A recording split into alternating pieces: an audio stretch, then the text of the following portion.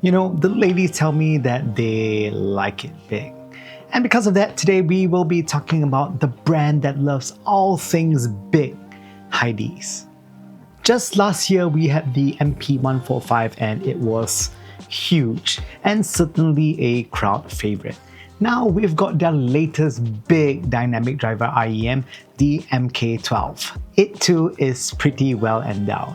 But this time, instead of a planer, we have a 12mm dynamic driver. In today's review, the MK12 was sent by Hidiz themselves. They have not seen this review before release. They will see it the same time as you guys do. And one more thing to note is that they are also launching the MK12 via Kickstarter, just like how they did with the MP145. So really, if you back it early, you save a bit of money. Link below. Unboxing the earphone, it is your standard Hidiz unboxing experience. Nothing fancy, but everything you need to get started. It comes with a grey box, and on the box you have a render of the IEM on the front. There is also the very all-important high-res logo because you know that logo makes the IEM sound much better. Inside you'll find the MK12. Mine is in blue, very pretty. I really like the shade of blue it's over. I like the shade that is on the IEM. You get 3 sets of ear tips, one for vocals, one for balance, and lastly one for bass. And of course, you also get a silver-plated oxygen-free copper cable as well. Mine is terminated to 4.4. Build quality. The MK12 design is inspired by a jellyfish, the Turritopsis dawni. Yes, the immortal ones. So allegedly this jellyfish will not die, and they nicknamed it the Turris for short. Also, just a side note, in Singapore there's a guy called Turritopsis dawni Teo Ming. Yes, that's his real name. His YouTube link is below. I've included it because it's interesting. So back to the design of the earphone, it does vaguely remind me of a jellyfish or maybe an isopod because it kind of looks like an isopod too. It feels really solid in the hand. It is very well machined. The curves are very smooth and nice, and it's certainly built like a tank. The faceplate has this curvy waviness that looks certainly quite interesting, and it's paired to a 2-pin termination. We'll talk about some of the driver tech now. Here is what's really cool. It has a rather large 12mm dynamic driver with a 1.5 Tesla magnet. The diaphragm is made from 91% magnesium in an M-shaped dome design.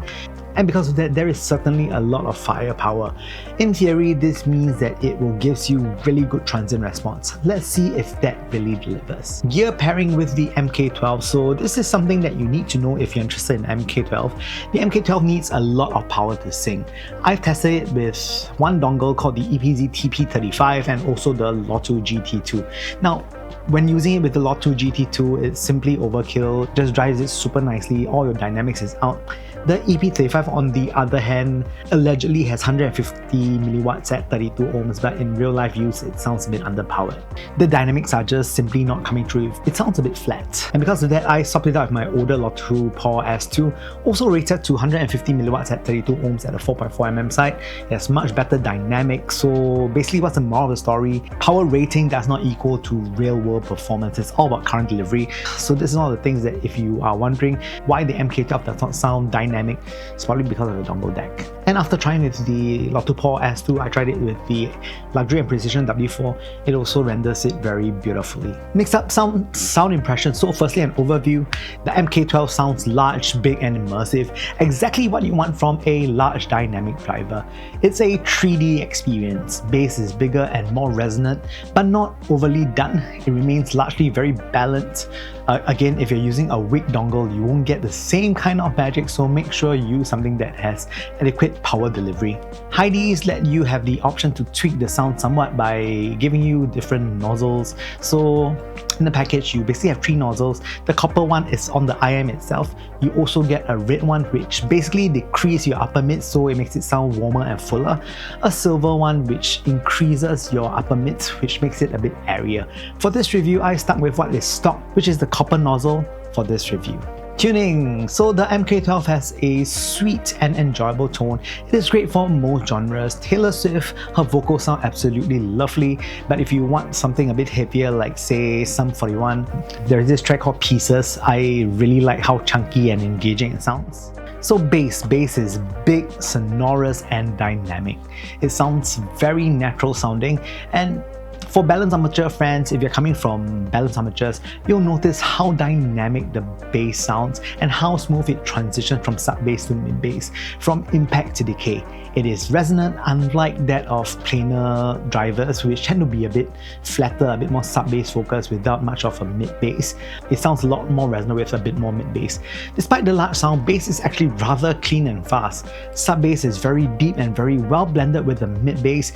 One thing to note is that this is not a bass hit set, but it does have significant amount of bass, just not reaching bass hit levels, which is actually kind of good because it makes it a bit more versatile. Mid-range, vocals are sweet and warm. Female vocals are actually very smooth and rich. There is a very nice focus on female vocals.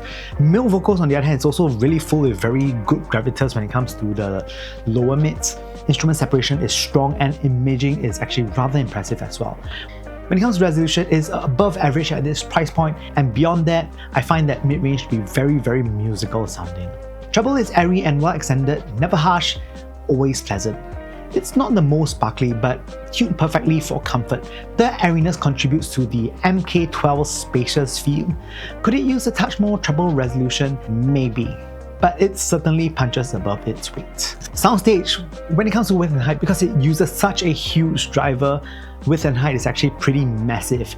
Depth, excellent with very strong dynamics. Positioning, I would say it's good, but when you want to pinpoint certain instruments, it is good enough. Overall, it is clear and immersive. And of course, the review is pointless if you don't compare to some other IEMs out there. So firstly versus Letshouer DX1. It's in the same price range, but they are basically very different beasts. The DX1 has a simpler build, but it has this really nice finish. I like how the polished finish is on the DX1. The MK12 has a more complex design inspired by nature. The DX1 is, in terms of sound, is a bit more forward and detailed. It's a little bit brighter too.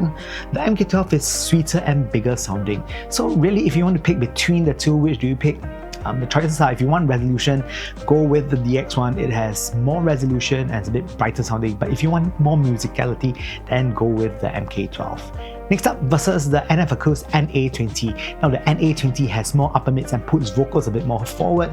The MK12 on the other hand is more dynamic and atmospheric. The NA20 is tighter and has a very nice focus mid-range. The MK12 and has this touch more of realism, so it's not a bit more realistic. And finally, rating. So when it comes to bass, I give it an 8 out of 10. It's basically big, dynamic and resonant. It is also rather fast. Mid-range gets a 7.5. Vocals are very sweet with excellent detail.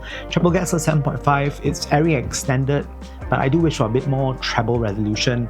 And when it comes to resolution, overall it's quite good. It gets a 7.5. Soundstage gets an 8. It is big and deep. And lastly, the enjoyment factor. Did I enjoy these earphones? Yes, I give it a strong B+. It's a very refreshing listen comparing to a lot of hybrid designs going out there. So tonally, it's very consistent, which I really like.